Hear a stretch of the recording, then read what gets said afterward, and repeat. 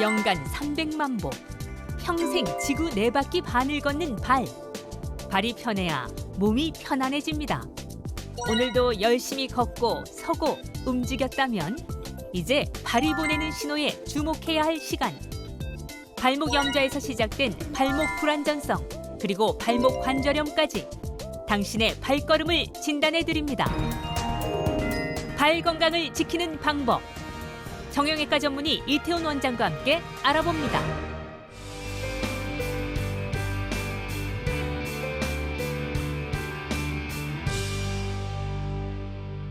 안녕하십니까. 여러분의 안방명의 공개 큰일이 구엘입니다. 우리 시청자 여러분들은 하루에 거울을 몇 번 정도 보십니까? 뭐 아침에 일어나서 한번 보실 거고, 점심에 양치하면서 한번 보실 거고, 주무시기 전에 최소 3번 이상은 보잖아요. 그죠? 네. 그래서 뭐 자연스럽게 늙어가는 내 모습은 좀 적응이 되는데 아주 가끔씩 만나게 되는 내 발을 볼 때마다 여러분들 그렇지 않습니까? 어느새 굳은 살이, 어느새 주름이 깜짝깜짝 놀랍니다. 그럼에도 불구하고 우리 이 발은요, 평생 정말 마음이 좀 짱합니다. 걸을 때는 몸무게의 3배, 뛸 때는 몸무게의 7배 압력을 견뎌야 하는데 더 중요한 거는 이런 발이 푸대접을 받고 있다는 거예요. 너무 눈에서 멀리 있으니까. 아쉽습니다. 자, 그래서 오늘은 우리를 걷게 또 달리게 해주는 고마운 발을 제대로 보살피는 시간을 갖도록 하겠습니다. 자, 오늘도 내일도 두 발을 쭉 뻗고 편안하게 살길 도와줄 수 있는 오늘의 명의 이태훈 원장님 어서 오십시오. 반갑습니다. 안녕하세요.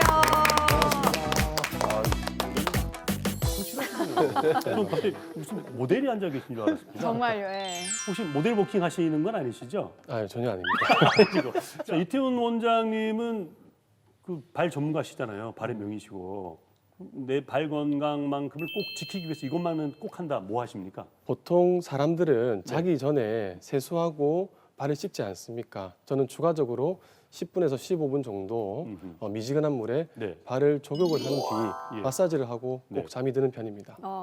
매일. 매일 합니다. 알 같은 이건 뭐 회식하고 술 한잔 하고 다시 집에 갔는데 그걸 또 한다. 회식 있는 날은 제외입니다. 그렇죠. 자, 오늘 이제 우리 시청자 여러분과 여기 있는 공클러들의 발 건강을 책임지실 텐데 어떤 각오로 오셨습니까?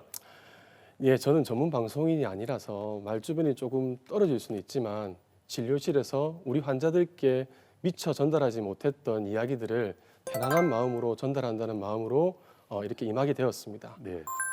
어려운 지식을 조금 쉽게 전달하는 시간이 되었으면 좋겠습니다. 알겠습니다. 기대하겠습니다. 네, 자 카카오톡 플러스 친구 채팅방도 문을 연 거 아시죠? 궁금한 점 남겨주시면요, 저희가 원장님의 답변을 받아서 안방으로 전달해 드릴 테니까요, 또 많이 참여해 주시기 바랍니다. 자, 그럼 저희는 그동안 홀대 받아온 발을 아껴주고 또 예뻐해 주러 출발해 보도록 하겠습니다. 참 열리라는 이 두 발을 건강하게 지키는 방법 첫 번째 키워드로 확인해 볼게요. 잊을만 하면 삐끗.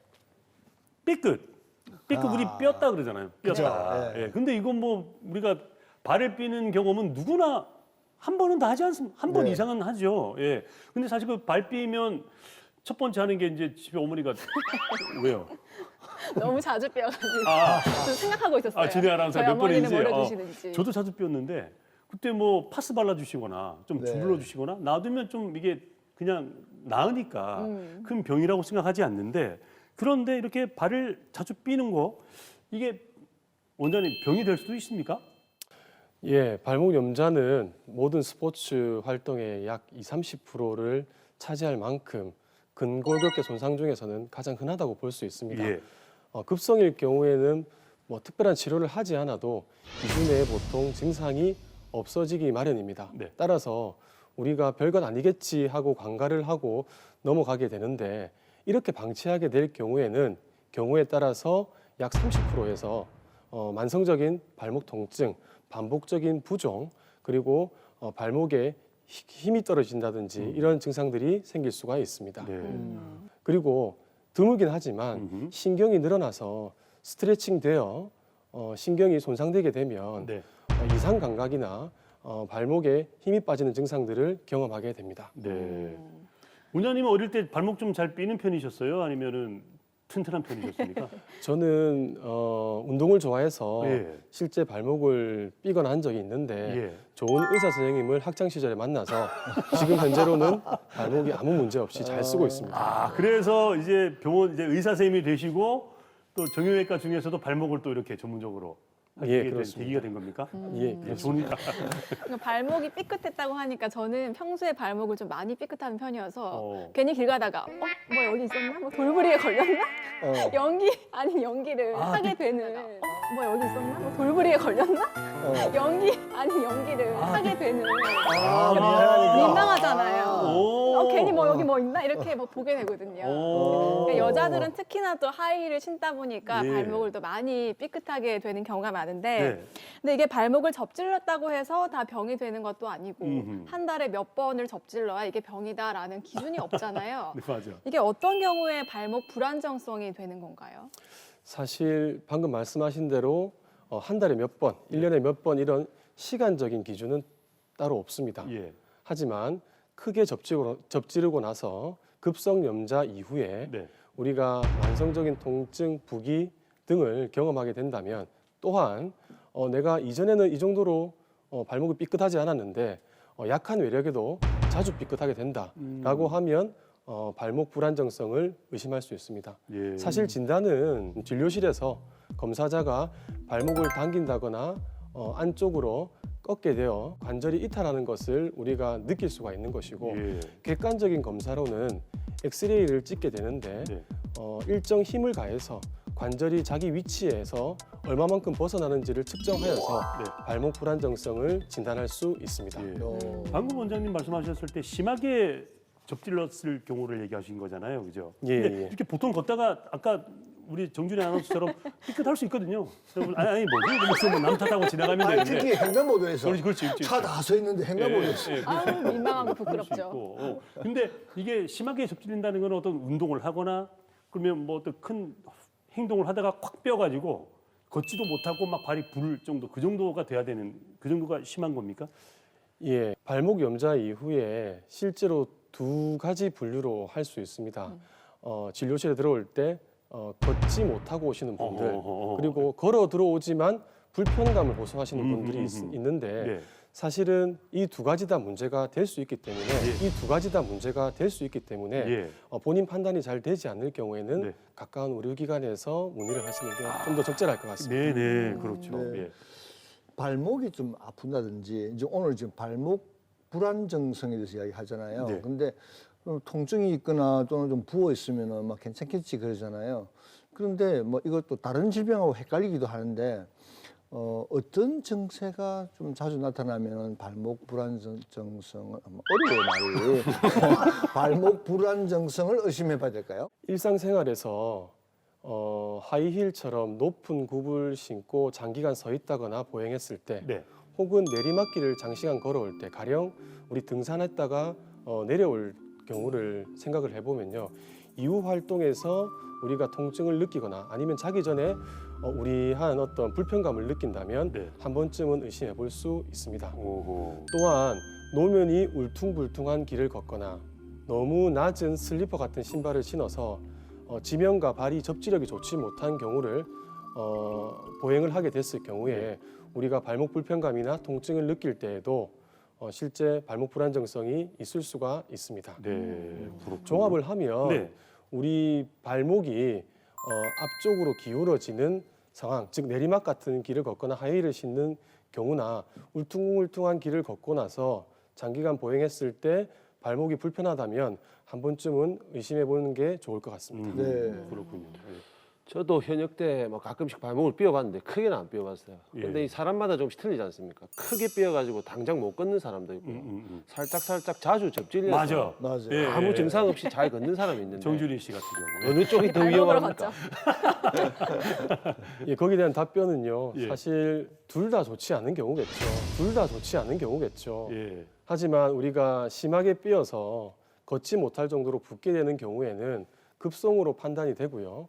그때는 적절한 보존적 치료를 통해서 우리가 인대가 회복될 수 있습니다. 즉 네. 치료의 잠재성이 있기 때문에 음흠. 다소 나을 수 있다고 생각이 들고요. 네. 그다음에 너무 자주 발목을 아무렇지도 않게 삐끗삐끗하게 되는 경우에는 음흠. 이미 손상 이후에 만성화되었다고 판단이 듭니다. 예. 이러한 경우에는 적절한 재활을 통해서 이겨낼 수도 있지만 네. 경우에 따라서 수술을 하는 경우도 있을 수 있기 때문에 예. 사실 두 가지를 비교한다면 후자 쪽이 조금 더 안 좋다고 생각할 수 있습니다. 그래요? 덧붙여서 또 말씀을 드린다면 네. 이런 만성화된 발목에서는 연골 손상과 그리고 발목 관절염까지도 이어질 수 있어서 연골 손상과 그리고 발목 관절염까지도 이어질 수 있어서 주의를 요할 수 있습니다. 그러니까 우리 한번 크게 삐는 사람하고 자주 삐는 사람하고 둘 다 안 좋지만 오히려 자주 삐는 사람들이 더 안 좋을 수 있다는 그런 말씀이신 거죠. 예, 제 견해는 그렇습니다. 예. 근데 사실 이거 잘생기는 사람이 있습니까? 우리 여미원님 같은 이제 운동하시는 분들은 오히려 좀 많이 생길 것 같고. 맞아요. 네. 특히 예. 왜 스케이트, 쇼트트랙이나 뭐 이런 거 로라 탈 때만 로라래. 롤러스케이트. 네. 많이 롤러 탈 때도 타보셔가지고. 제가 많이 뛰긴 했고 그렇거든요. 어떻습니까? 예, 체조나 발레처럼 점프하고 착지하는 동작을 많이 하는 운동, 그리고 농구나 축구처럼 남과 경쟁을 하면서 불가항력적인 외력이 발목에 가해지는 운동 등을 네. 많이 하신다면 아무래도 발목 염좌의 빈도에 많이 노출되게 되겠죠. 예. 네. 하지만 이런 운동뿐만이 아닙니다. 본인이 가지고 태어난 발의 모양이나 혹은 주변 조직들, 인대 힘줄의 영향으로 네. 사실은 남들보다 자주 발목이 삐시는 분들이 있습니다. 잠시 제가 모형을 보고 설명드리면요. 예. 우리 평발의 반대말인 우리 요족이라는 게 있습니다. 요족은 발 높이가 이렇게 발등이. 발등이 이렇게 옷도 높으신 약간 높은데. 분들이에요. 예. 높으신 분들은 이 뒤쪽에서 보시면 자연적으로 발 뒤꿈치뼈가 안쪽으로 이렇게 틀어지기 마련입니다. 그렇겠죠. 예. 자, 이런 분들은 아무래도 축 자체가 안쪽으로 기울어져 있기 때문에 예. 잘 우리가 삐끗할 수가 있겠죠. 예. 자, 그리고 다들 쪼그려 앉기를 해보셨을 겁니다. 예. 학창 시절부터 내가 유달리 쪼그려 앉기가 잘 안 되시는 분들이 있을 건데요. 예. 이는 발목 뒤를 이루고 있는 중요한 아킬레스 힘줄이 네. 짧거나 예. 혹은 유연하지 못한 분들입니다. 네. 이런 분들은 아무래도 외력이 가해졌을 때 유연성이 떨어져서 더욱더 발목 염좌가 잘 일어날 수 있습니다. 예. 그렇군요. 그리고 네. 마지막으로 우리 몸의 발목뿐만이 아니고 몸을 이루는 여러 인대들이 유연하신 분들이 있습니다. 예. 나쁘게 얘기하면 사실 불안정하신 분들인데요. MRI나 초음파를 찍었을 때 발목 인대가 끊어진 것도 없이 잘 살아 있는데도 불구하고 이분들은 인대 자체가 워낙 유연성이 좋아서 네. 발목이 잘 삐끗하시는 분들이 있습니다. 네. 자가 테스트하는 것들을 잠시 살펴보면요. 네. 우리가 팔을 이렇게 뻗었을 때 엄지 손가락이 우리 손목 쪽으로 기울게 됐을 때 이 엄지 손가락이 손목에 붙는 분들이 있을 겁니다. 원장님도 많이 가시는데 원장님도? 저는 이 정도는 아닙니다. 저희가도 붙일 수 있어요. 붙어. 정준희 아나운서 붙는다. 예. 저 요모는 이유가 있네. 점치는 이유가 있네 그래. 그리고요. 그리고 예. 팔을 이렇게 뻗었을 때 예. 우리가 일자로 펴지는 거 이상으로 뭐 5도 10도까지도 이렇게 구부려질 수 있으나 네. 과하게 뒤로 젖혀진다든지 그 있죠 그런 우리가 분들. 예. 섰을 때 무릎이 일자로 되기보다는 또 반대로 오히려 꺾어진다든지 하는 증상들을 보이게 되면 이러한 분들은 태생적으로 예. 인대가 유연할 가능성이 많습니다. 예. 그래서 이러한 위험에 많이 노출되게 되는 것이죠. 준희 아나운서 다음에 뭐 이제 모임 가가지고 네. 뭐 혹시 장기 있나 하면 이거 붙여가지고 이걸 펴보세요. 붙여서 이렇게 펴면 되잖아. 대단하네. 아니 근데 학창 시절에 그런 거 많이 하지 않아요? 뭐요? 누가 발목이 유연한가 해가지고 맞아, 하죠. 이렇게 해가지고 이 바깥으로 접지면서 맞아, 걷기도 맞아, 하고. 맞아. 그래요? 저는 그걸 굉장히 잘해서 이렇게 저 장기인 줄 알았더니 불안정하다는 얘기네요. 검사를 좀 받아봐야 될 것 같은데 저처럼 발목 좀 불안정성이 의심된다 할 때는 어떤 검사 받아보면 좋을까요? 기본적으로 엑스레이, 초음파, MRI 등을 고려할 수 있는데 우리가 초음파, MRI 같은 경우에는 나무를 본다고 생각하시고 네. 엑스레이 같은 경우에는 전체 숲을 본다고 생각하시면 됩니다. MRI나 초음파를 통해서 손상된 연골이나 인대 손상 등을 정확하게 판단할 수는 있지만 네. 전체적인 모양인 엑스레이를 보지 않는다면 사실 정확하게 발목 불안정성을 진단하기는 어렵습니다. 네. 적절한 힘을 가해서 관절이 밖으로 이탈되는 모습, 벗어나는 모습들을 찍는 스트레스부와 엑스레이가 있는데 네. 이를 통해서 종합적으로 발목 불안정성을 진단할 수 있습니다. 네, 그렇군요. 저는 뭐 자가 테스트 해봤을 때 발목 불안정성은 아닌 것 같은데요. 발목 불안정성이 있는 분들은 어떻게 치료를 해야 하나요? 경미한 경우에는 테이핑이나 에어캐스트 같은 보조기를 이용해서 일단 관절을 안정화시키는 게 중요하고요. 네. 이후에 가벼운 물리치료를 통해서 관절 유연성을 확보한 뒤에 발목 주위 근력 운동 혹은 균형 감각 등을 회복하는 훈련이 필요합니다. 이러한 재활 운동이 적절하게 이루어지지 못하면 경우에 따라서 수술을 고려할 수도 있겠지요. 네.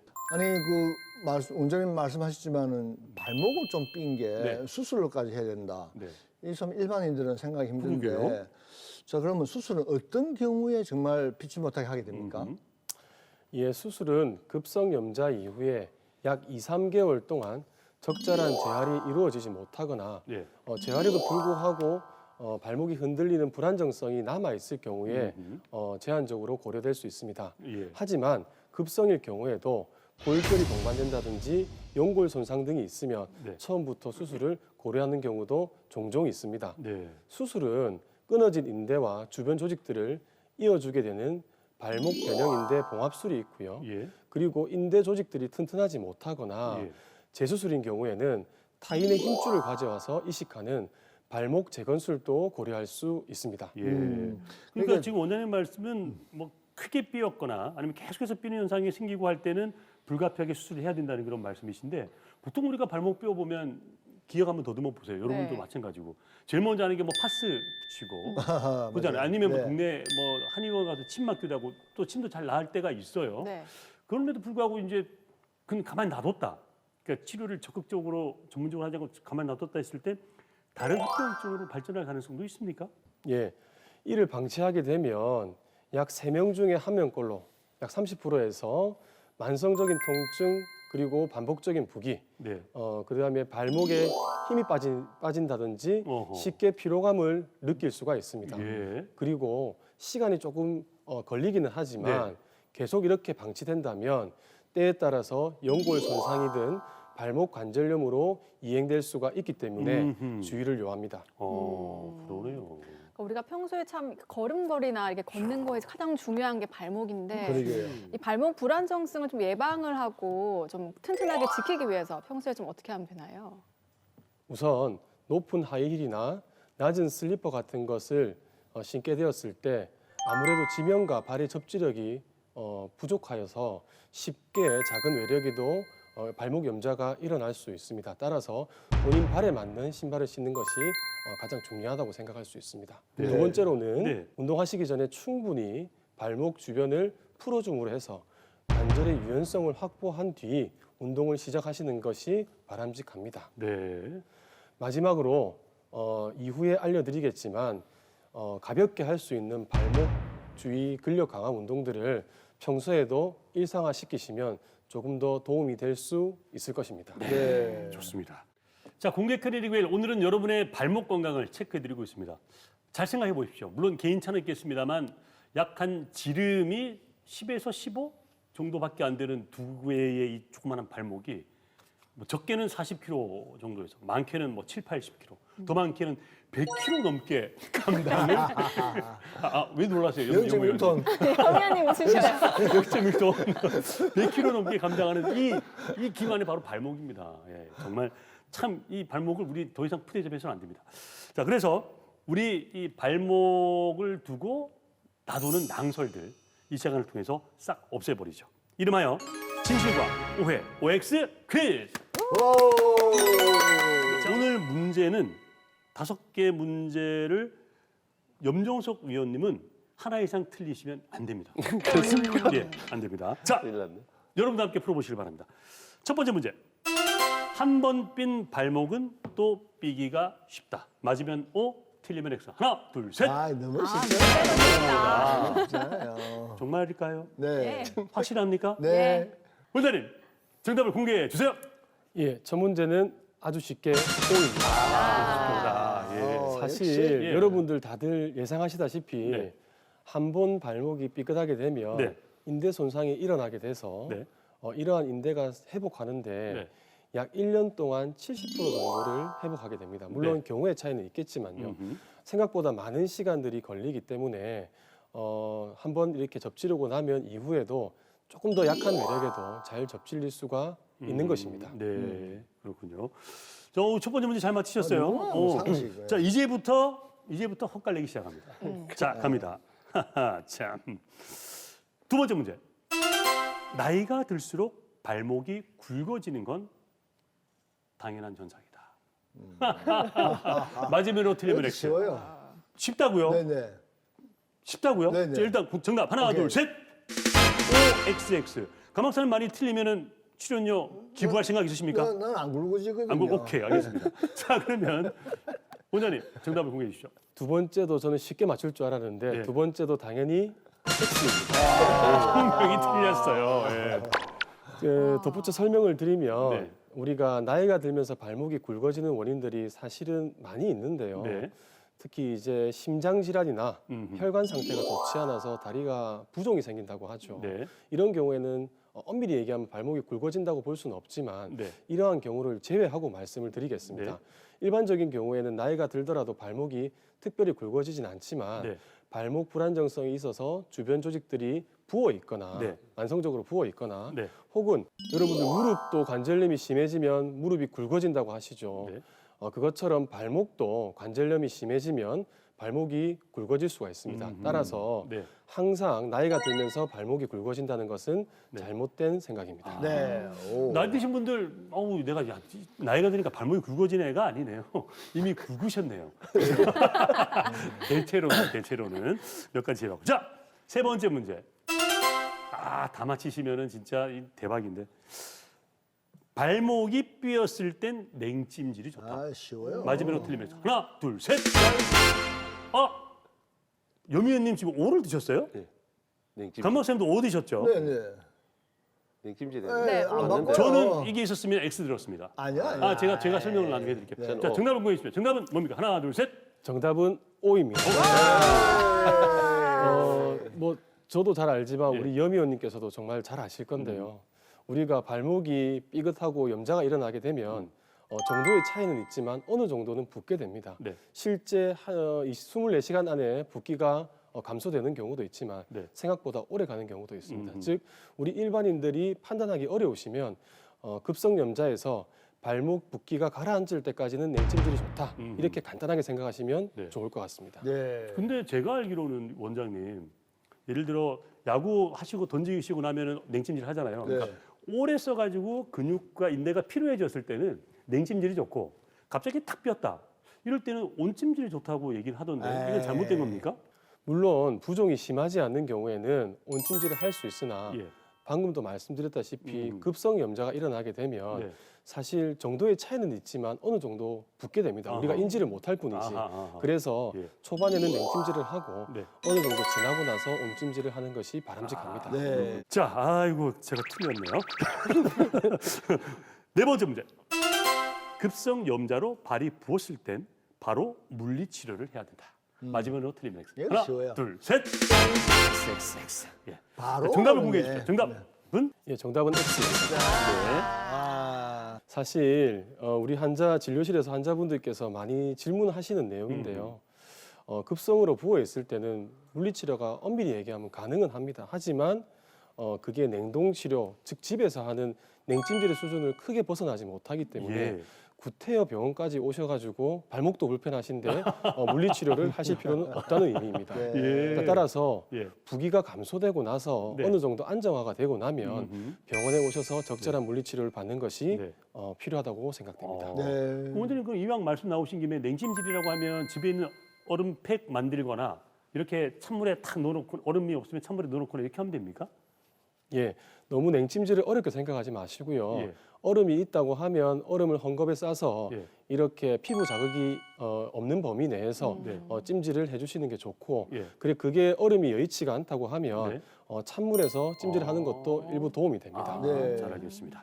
지금 만점 맞고 계신 우리 만점입니다. 강 박사님. 만점. 여모님도 만점이세요? 만점. 저 이번에 틀려도 돼 이제. 하나는 봐준다. 발목인대가 끊어지면 빨리 수술해야 관절염이 안 생긴다. 마지막으로 트리맥스. 아, 다 여기 맞히시기 기원합니다. 발목인대가 발목인대가 끊어지면 빨리 수술해야 관절염이 안 거의 마지막으로 트리맥스 하나, 둘, 셋. OXX. 헷갈린다니까. 자, 원장님 정답을 공개해 주십시오. 제발. 정답은 바로 X. 만점이네요. 사실 질문을 조금 바꿔서 예. 발목 불안정성을 이렇게 치료하지 않는다고 하면 네. 관절염이 올 수 있다라는 게 정답이고요. 음흠. 이렇게 치료하는 방법에는 꼭 수술만이 있는 게 아니기 때문에 음흠. 물론 필요하다면 수술이 들어갈 수도 있겠지만 네. 여러 가지 보존적 치료를 통해서도 음흠. 좋아질 수 있기 때문에 네.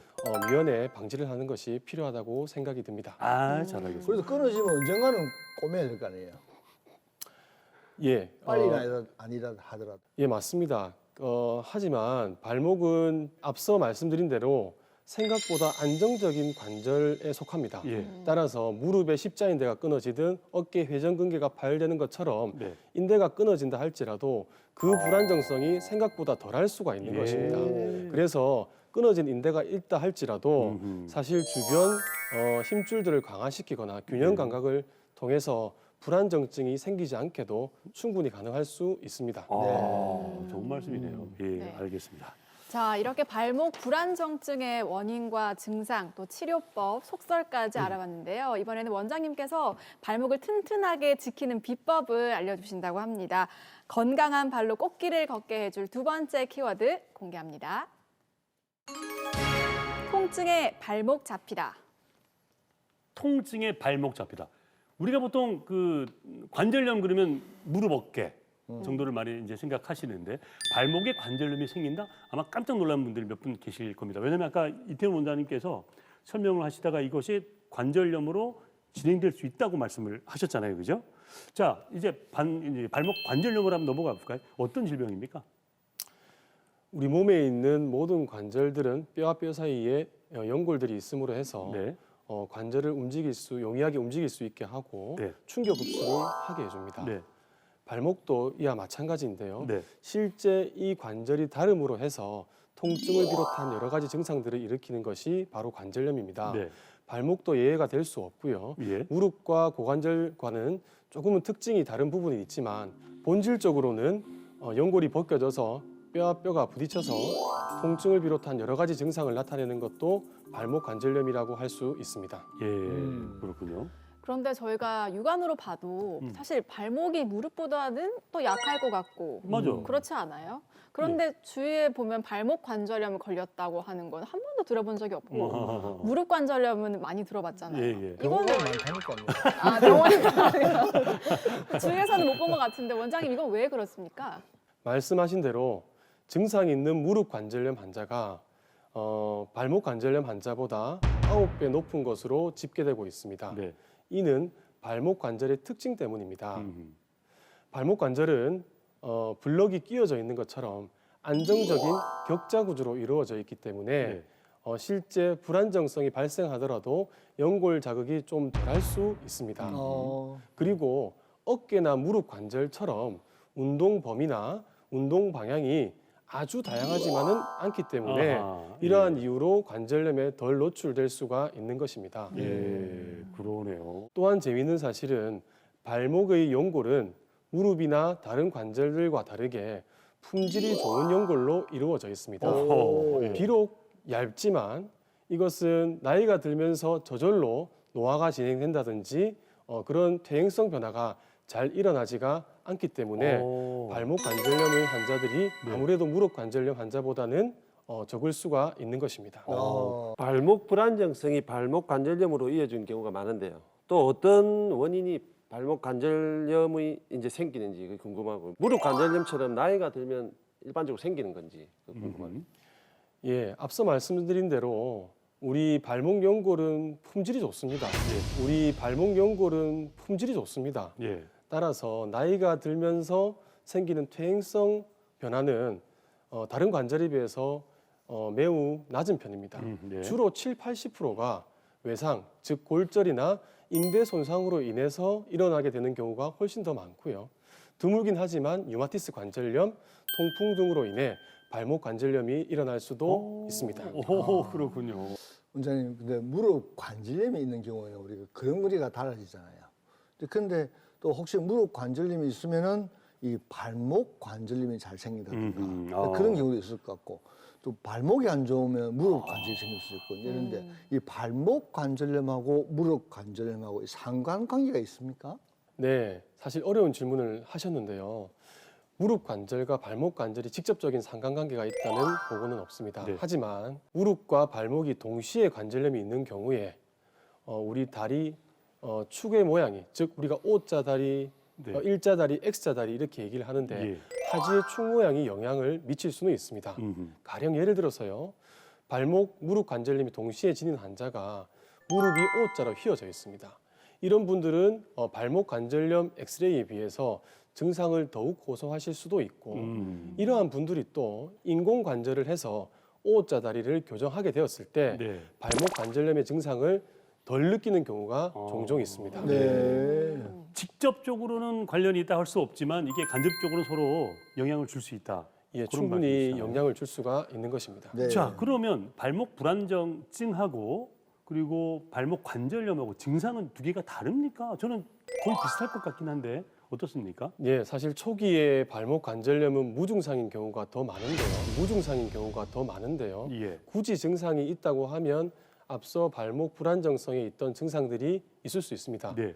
만성적인 통증, 반복적인 부기, 발목에 힘이 빠진다든지 네. 이런 증상들을 간헐적으로 느낄 수는 있겠죠. 네. 발목 관절염이 중기로 이행되게 되면 중기에서는 이제 뼈도 자라게 되고 발목 내측 복숭아뼈가 굵어진다든지 예. 발목 앞쪽에 있는 뼈가 굵어진다든지 이러한 것들을 경험하게 될 것입니다. 예. 그리고 시간이 흘러 말기로 이행될 경우에는 이러한 통증들이 더 심해지지만 네. 아이러니하게 관절이 좁아지고 뼈들이 자라면서 오히려 발목 불안정성이 덜해지는 경우도 있습니다. 그렇군요. 가령 제가 예를 들면요. 예. 어떤 환자가 이렇게 얘기를 합니다. 제가 20대 때 20년 전, 30년 전에 발목을 한번 크게 삐고 그 뒤로 자주 접질렀습니다. 네. 지금 20년이 지난 지금에는 오히려 발목이 삐지 않아요. 오. 하지만 발목이 굵어지고 통증은 더 심해지고 있습니다. 아. 라고 얘기를 하시면 네. 이분은 발목 불안정성이 관절염으로 이행되었구나 얘기만 들어도 알 수가 있는 것이죠. 오, 그렇군요. 아무래도 발목 관절염이 아무래도 불안정성보다는 치료가 더 힘들 것 같은데요. 발목 관절염 어떻게 치료하면 될까요? 초기에는 만성 발목 불안정성처럼 우리가 보존적 치료, 즉 보조기를 하고 물리치료를 하고 발목 주위 근력을 강화시키는 운동들을 통해서 이겨낼 수 있습니다. 네.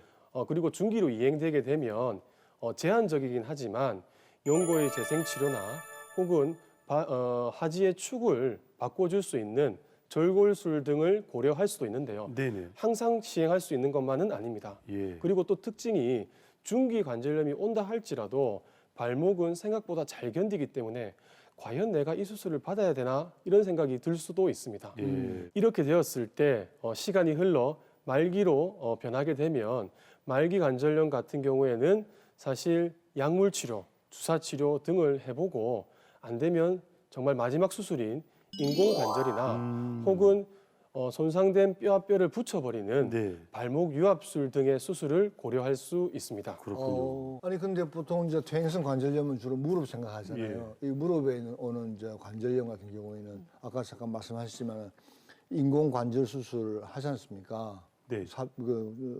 임플란트 임플란트. 넣잖아요. 근데 이제 발목에서는 유압술까지 한다 이 말씀이시죠? 왜 근데 그 관절을 안 하고 유압술을 하죠? 우리 몸에 있는 관절, 큰 관절, 무릎, 고관절, 어깨 관절, 그다음에 팔꿈치 관절, 그다음에 발목 관절은 모두 다 인공 관절이 가능합니다. 네.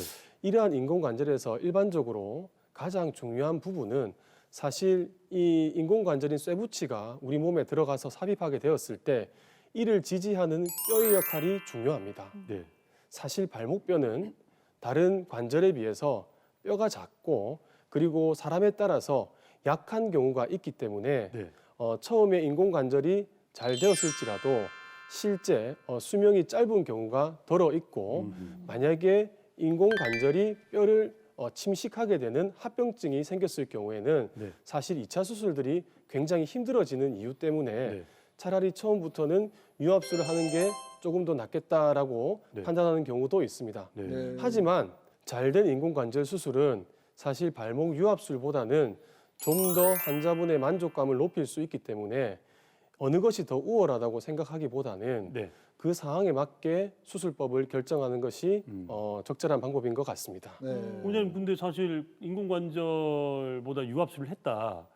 근데 유압술을 하게 되면 걷는데 보행에는 조금 이게 뭐라 그럴까 제한이 생기지 않습니까? 좀 뻗정다리가 됐다라거나 뭐 그럴 많이 수 생긴 것 있잖아요. 같아요. 뛰지도 네. 못할 거고 안 그렇습니까? 예, 제가 잠시 모형을 보여드리면요. 네. 다음과 같이 유압술은 이 뼈들을 이제 하나의 뼈로 붙이는 거기 때문에 네. 나머지 관절들에 있어서 움직임은 살아 있습니다. 따라서 예. 우리 흔히 환자분들이 생각하시는 것처럼 네. 발목 유압술을 한다고 해서 네. 발목이 90도로만 항상 고정되어 있는 것이 아니고 아. 어느 정도는 움직임이 네. 다른 관절들을 통해서 가능합니다. 네. 따라서 운전도 가능할 것이고 예. 평지를 걸을 때는 다른 사람들이 저 사람 유압술을 받았구나 아니면 몸이 불편한 사람이구나 이렇게 생각하지는 않습니다. 그렇군요. 네, 수술 얘기하셨지만 저는 또 하나 궁금한 게 그 무릎 관절이 안 좋을 때는 주변 근육이 약해서 그렇다 해서 근육 운동을 또 강화하는 운동을 많이 하기도 하잖아요. 그럼 발목 관절이 안 좋을 때도 운동을 하는 게 좀 도움이 될까요? 예, 물론 도움이 됩니다. 사실 발목 주위 힘줄을 강화시키게 되면 발목으로 집중될 수 있는 힘들을 분산시킬 수가 있습니다. 네. 또한 발목 불안정성이 있을 때도 인대를 대신하여 발목을 튼튼하게 잡아주는 역할을 할 수 있기 때문에 발목 불안정성을 위해서라도 주위 근력을 강화시키는 것은 당연히 바람직한 일이라고 볼 수 있습니다. 네. 자, 그럼 여러분은 궁금하실 겁니다. 어떻게 운동을 해야 되느냐? 운동법이 있습니다. 네. 오. 우리 이태훈 원장님께서 전문가를 모셨습니다. 와. 어서 오십시오. 와. 자, 먼저 사실 세라밴드라고 하는 탄력성이 있는 밴드로 하면 더 좋은데요. 네. 보통 없습니다, 집에. 그래서 우리가 비치 타올 같은 긴 수건을 이용해서 할 수 있는 방법들을 알려드리겠습니다. 예. 자, 다음과 같이 비치 타올을 강화시키고자 하는 발목에 걸어줍니다. 걸어주시고 손은 비치 타올을 당긴 상태에서 고정해 주시고요. 발목 힘을 이용하여 수건을 밀어내 봅니다. 자, 그 다음 네. 손을 방향을 바꾸어서 왼손으로 잡으시고 그 다음 발목을 힘을 왼손 반대쪽으로 밀어내게 됩니다. 예. 반대로 비치타올을 또 오른손으로 잡으시고요. 무릎을 편 상태에서 발목을 안쪽으로 밀어내게 됩니다. 이렇게 버티시는 시간은 약 한 5초에서 7초 정도가 적절하고 네. 한 번 할 때 10회에서 15회 정도 하시는 게 도움이 될 것 같습니다. 네. 자, 그 다음 서서 할 수 있는 운동에 대해서 말씀드리겠습니다. 아주 쉽습니다. 비치타올을 그냥 편 상태에서 네. 다음과 같이 발을 올리고 앞 발가락을 이용해서 꼼지락거려 주면서 앞으로 아이고. 전진하게 되는 운동입니다. 저 안 어렵나? 다소 우스꽝스러울 수 있지만 예. 이 운동은 발가락 사이에 있는 내재근을 강화시키고 예. 발목의 가동성을 높여줘서 필요한 예. 운동이라고 할 수 있습니다. 마지막으로 알려드릴 것은 우리 바닥 청소, 물걸레 청소를 하실 때 네. 흔히 할 수 있는 방법입니다. 오호. 한 발을 서서 지지를 하고 나머지 반대편 발을 가지고 수건을 잡습니다. 네. 그리고 십자가 모양을 그리면서 네. 앞으로 닦아주고 다시 네. 원위치로 오고 옆으로 닦아주고 음. 다시 원위치로 옵니다. 네. 그 다음 뒤로 닦아주고 원위치로 오고 네. 다음 할 수 있다면 반대편 방향으로도 이렇게 총 십자가 모양을 그리면서 발바닥을 이용하여서 이렇게 닦아주게 되면 네. 실제 강화되는 발목은 반대쪽 지지하고 있는 발목이 강화될 그렇겠네요. 수가 있습니다. 예, 반대편이. 네. 이것도 쉽지 않겠다, 이것도. 예. 방금과 같이 어렵지 않은 세 가지 운동을 통해서 물론 더 많이 있습니다만 정말 생활 속에서 할 수 있는 이러한 운동들을 통해서 우리가 발목 건강을 지키시는 게 필요한 것 같습니다. 네.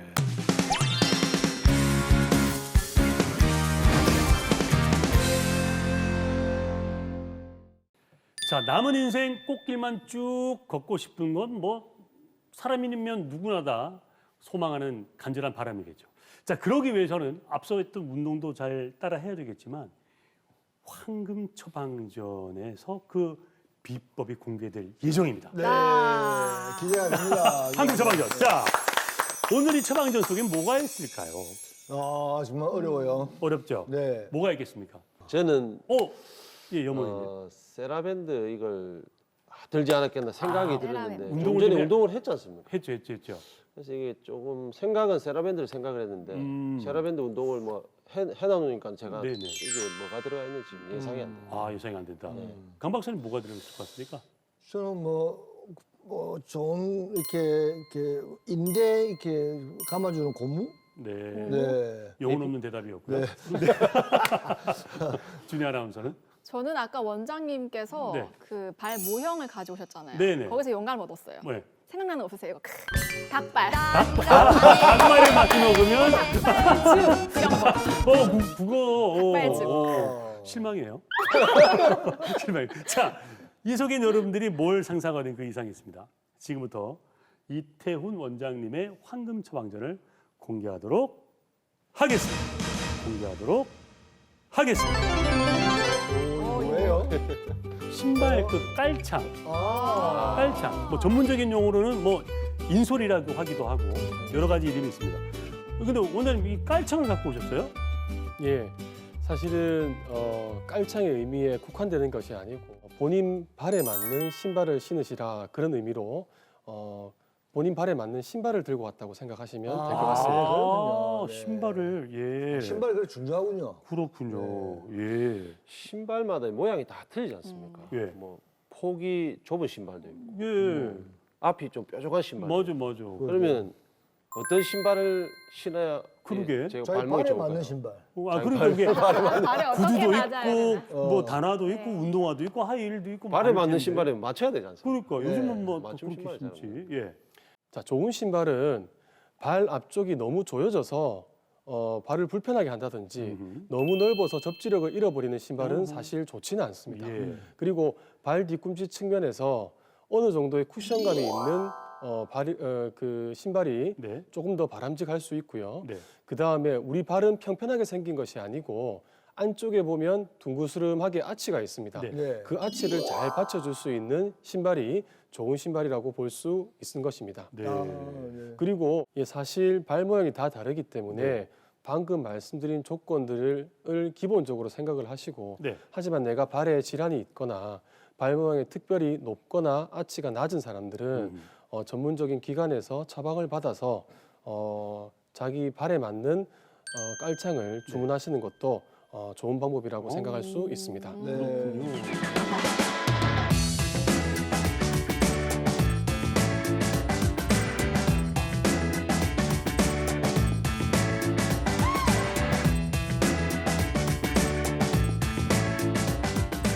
그런데 오늘 원장님 오셔가지고 뭐라 그럴까 좋은 운동부터 배웠고 그리고 좋은 신발 맞는 신발에 대해서 배웠습니다. 네. 그런데 중요한 것은 오늘 바로 이 시간 바로 다음에 뭘 어떻게 해야 발목에 좋을까요?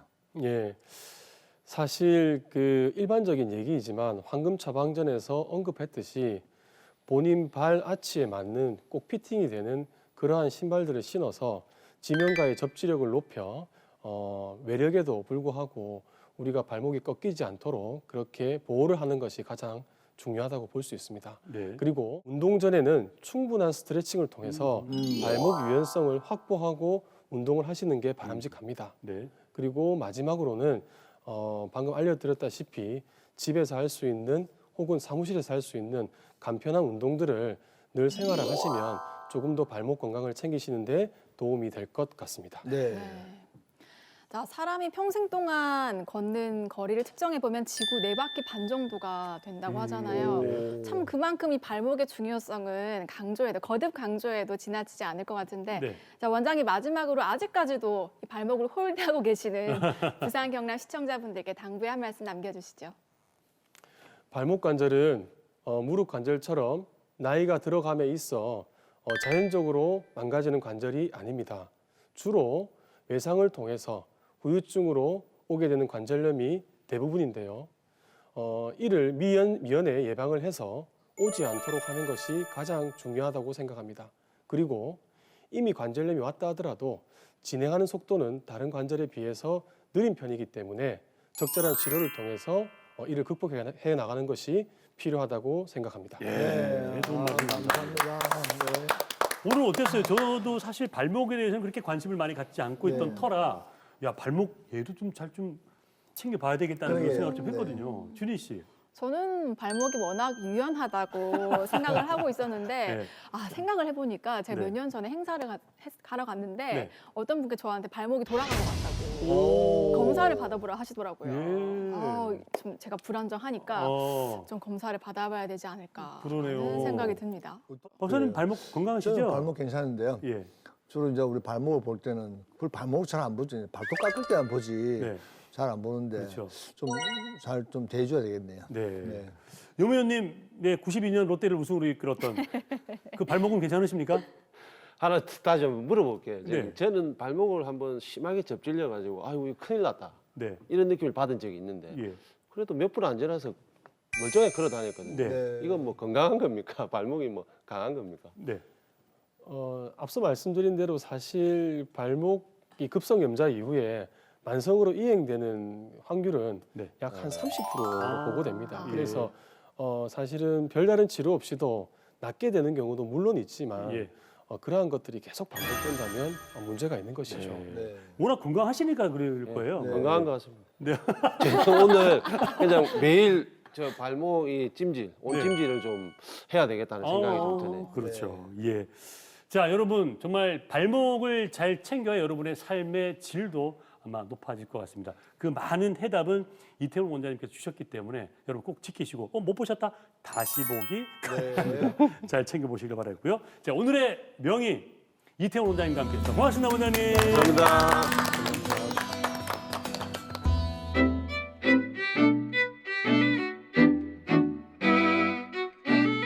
네, 좀 많았어요. 어릴 때부터 계속 좀 많이 삐었었어요. 힐을 거의 못 신을 정도였고요. 그냥 운동화 신고 있어도 좀 걸어가다 자주 삐끗삐끗했었어요. 어릴 때는 이제 병원을 가서 물리치료도 받고 이렇게 했었는데 이제 너무 자주 접지르고 병원 가서도 하는 게 다 비슷비슷하니까 병원도 잘 안 가고 그냥 파스 붙이고 그냥 넘어가는 경우들이 많았었어요. 그냥 최근에 삔 적이 없는데 갑자기 이제 통증이 좀 있고 그냥 자고 일어나서 이제 침대에서 내려올 때도 발이 아프고 이래가지고 이유 없이 아프니까 병원을 찾아갔었어요. 이제 양쪽 다 인대가 좀 많이 늘어나 있고 그리고 발목 불안정성도 좀 심해가지고 발목이 많이 흔들린다고 하셨었어요. 도수 치료하고 그리고 이제 발목 인대 강화하는 그런 훈련 같은 것들을 했었어요. 수술하고 나서는 한 번도 접지른 적이 없어요. 그리고 이제 양쪽 다 인대가 안 좋았었는데 이제 왼쪽은 수술을 하고 나서 좀 튼튼해진 느낌이 있고 오른쪽은 이제 조금 발목 흔들림 같은 게 이제 비교되게끔 느껴져요. 지금 이제 깔창 이제 의료기기 깔창 그런 거 해가지고 깔창 깔고 이제 운동화 신고 다니고 이제 집에서도 그 도수 치료하고 운동 치료하면서 배웠던 것들 집에서도 조금씩 하고 있어요. 처음 이제 수술하기 전에는 이제 그 치료를 받으면서도 이제 좀 발목에 무리가 많이 왔었고 하고 나서는 이제 그 전보다는 좀 많이 덜 아팠고 지금은 훨씬 좀 좋아진 것 같아요. 그게 많지는 않은데 좀 자주 삐끗하시는 분들 많이 있기는 있어요. 진짜 무조건 병원 가라고 얘기해주고 싶어요, 진짜. 아프기 전에는 별로 소중함을 못 느꼈었는데 이제 아프고 나니까는 좀 소중함을 좀 많이 느끼는 것 같아요.